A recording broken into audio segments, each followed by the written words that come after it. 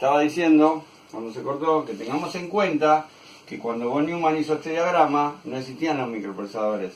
Entonces, esto que se ve acá, a veces estaba en una gigantesca placa de computadora, una placa electrónica, a veces en 2, a veces en 3, tenían unos tamaños enormes, y realmente tenían electrónica que iban resolviendo todo esto en un modo bastante grande y menos modular de lo que hoy es, ¿sí? Cuando en los años 70, principios de los 80, empiezan a aparecer los primeros microprocesadores, que son unos circuitos integrados grandes que metían casi todo esto adentro. Entonces empezamos a hablar empieza a haber un salto en la computación donde la ingeniería pasa a trabajar con microprocesadores. Entonces empezamos a hablar del CPU o del microprocesador como CPU, porque me envolvía todo esto. O sea que me hacía todo esto en un solo circuito integrado. Ustedes habrán visto, un circuito integrado suele ser una cosa rectangular así con muchas patitas. Bueno, después las hicieron cuadradas. La cuestión es que la parte modular de la computadora pasó a dividirse en el microprocesador o el CPU, propiamente dicho, y manteníamos las interfaces de entrada, de salida y la memoria aparte. Eso se mantuvo y se mantiene hoy en día. En general se mantiene hoy en día. La memoria, cuando hablamos de la memoria RAM, que es la memoria genérica, la memoria que tenemos para grabar todos los programas, todos los datos.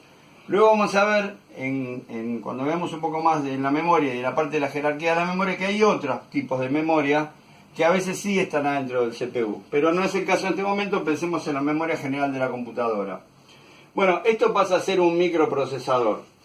Y Intel, que siempre es el pionero en esto, desarrolla primero el 8086, que fue el primer microprocesador que se usó en una computadora, en la PCAT de IBM, y de ahí para adelante hizo el 8286, 8386, iba agregando tecnología, iba haciendo cada vez más, hasta que llegan el modelo Pentium, que acá tenemos uno. Este es un Pentium 3, ¿sí? Este es un Pentium 3 que está en un solo circuito integrado, que en este caso está metido acá y luego yo lo doy vuelta y luego está como en una placa impresa desparramado hasta donde se ven todas las patitas. Hay otros modelos de Pentium 3 que eran directamente un dispositivo todo entero, no se veía esto así como de circuito impreso. Pero básicamente el micro es esto que está acá, en el medio, ¿sí? Luego el Pentium 3, los tipos mejoran su densidad de trabajo y aparece el Pentium 4, que ya, como lo vemos, está dentro de una sola cápsula y tiene mucha más densidad de patitas. Tiene muchas patitas, yo no sé si se llegan a ver las patitas para conectar. Estas cosas se conectan en un zócalo, que está normalmente en el motherboard.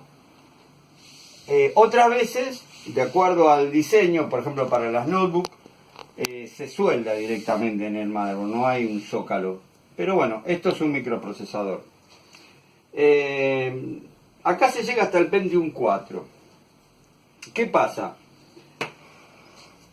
Nosotros, para hacer este trabajo, tenemos un componente muy importante, que es la frecuencia. Ahora vamos a cortar y en otro video voy a explicar esa parte.